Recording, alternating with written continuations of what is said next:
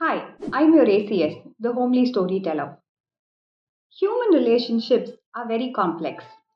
They are not very easy to comply with either. But what I have learned during all these years of my life is that it's love and affection that can win all boundaries of life. Very recently, I came upon a letter in Kannada which touched me very dearly. I thought I should translate that into English and read it in my channel so that my viewers could enjoy the delight of it. Titled Maternal Uncle. There are many wonderful memories from my entire life, but if you ask me which one stands out above the others, it would be the time I spent with my maternal uncle, whom I affectionately called Chami Mama. My mother, my sister Sri Priya, my maternal aunt, and my cousin Ananthi are the people I cherish most from my upbringing in the temple town of Melukote. My uncle was quite a meticulous and concerned man when it came to our upbringing. He believed that living a moral life was crucial, but that didn't stop him from stressing the value of quality physical education. He shared the view that a happy life was not just about the educational system, it also greatly enhanced if one concentrated on physical and mental well being. Back then, there were no gyms, and the best way to be physically active was to spend time outdoors in nature.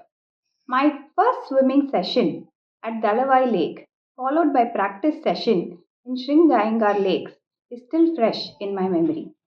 After that, I had to learn how to recite the Vishnu Sahasranamam every day, and my mother gave me rigorous music lessons. Due to Chami Mama's work as an educationist and his active educational foundation Samskriti, I had the opportunity to meet and greet numerous intellectuals and reformers who frequently visited the Agrahara where we lived. As my uncle's competence started to gain popularity, I had the opportunity to meet numerous movie stars, politicians, yoga gurus, renowned musicians, and the famous celebrity G.V. Iyer.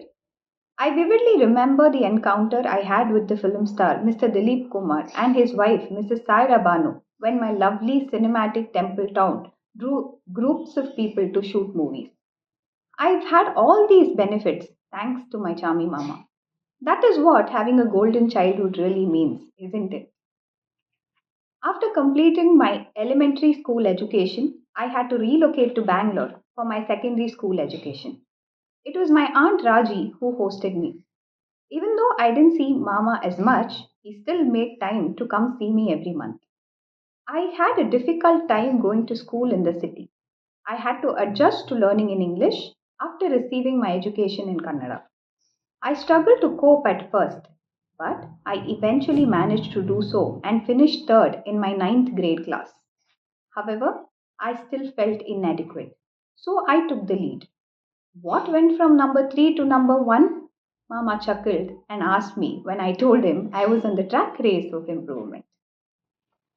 He completed my sacred thread ceremony because of his spiritual inclination and great belief systems. After earning my degree in engineering, I started working at Mama's Samskriti Foundation as a systems analyst. I was able to observe his leadership skills up close for the very first time. And to me, a completely new side of him I had seen, and now I felt delighted about it. I had the impression that I was staring at a smart scientist with the mentality of a computer genius. This was an entirely new experience to me, as I had only thought that he appeared to me a follower of Sri Vaishnava tradition. But this was something that transformed my views about him, making me admire him even more. His fascination with old philosophical texts and his deep knowledge of the field had inspired him to conduct computer research on speech recognition. It was the start of the year 2000. He frequently mentioned that the renowned Indian scientist Panini served as the model for his study theory. While multinational corporations like Google have been spending millions of dollars to succeed in these questionable studies, I had long ago witnessed a visionary in my mama who had invested his beliefs in what I thought was impossible. A forward thinker indeed. He taught me how to handle issues with modern technology by returning to my roots. Soon, I was chosen for a post at Infosys after passing my interview. All he said with a big smile was, "Okay, my boy, I won't stand in your way," even though I hadn't even finished 1 year of work experience at his foundation.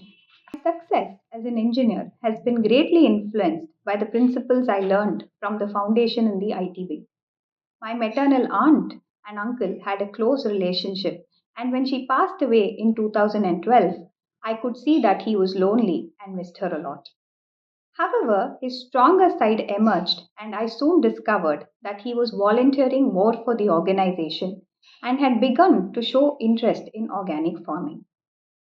His interest in horticulture took off at that point, and I saw that he had gradually begun to use conventional farming practices on his land. He had a unique mindset. Even if you call it eccentric, I wouldn't be surprised. But he would never give up without achieving what his beliefs were. My final recollection of him is from 2019 when I accompanied him to the market fair at Mandya's Baby Betta. I was once again astonished by his knowledge of several Indian cow varieties. He could quickly identify their distinctive characteristics, eating patterns, and a number of other scientific traits. Once more, I was filled with admiration since he had consistently shown me that he was a man of excellent intellect and strong morals. In addition, he had studied Carnatic music with Sri Desikachar and was a skilled flutist too. He led a highly upright existence, worked extremely hard, and led a very meaningful life. He continues to be the best example for all of us, not only those in our immediate family, but also others who knew him. If you ask me to describe just one attribute of his that I still practice in life, then it is Karmanye Vadikaraste Ma Paleshu Kadachana. Hmm, isn't this a beautiful finish? Families have become smaller and more fragmented today. Many factors, not just one or two, could be at play. However, what a lovely childhood to remember. Because we are so focused on our work and aspirational careers, we occasionally neglect to allow ourselves any time. However, let's continue to value these minor pleasures in life. Let's have fun with those close to us. It is not always improper to reserve time for other people, our family, our relatives, because you need to reflect on the past if you want to send a meaningful message tomorrow. If you shared this relationship with your maternal uncles or anyone else in the family and still can't forget them, do feel free to share your views about them in the comment section below. I would love to hear from you on this. In Kannada, Mr. Pawan Mandyam wrote this letter to his favorite maternal uncle, Sri Lakshmi Tathachar, who is a renowned educationist, scholar, reformer, and of course, the Sakala Kala Vallaban. Jai Shri Ram.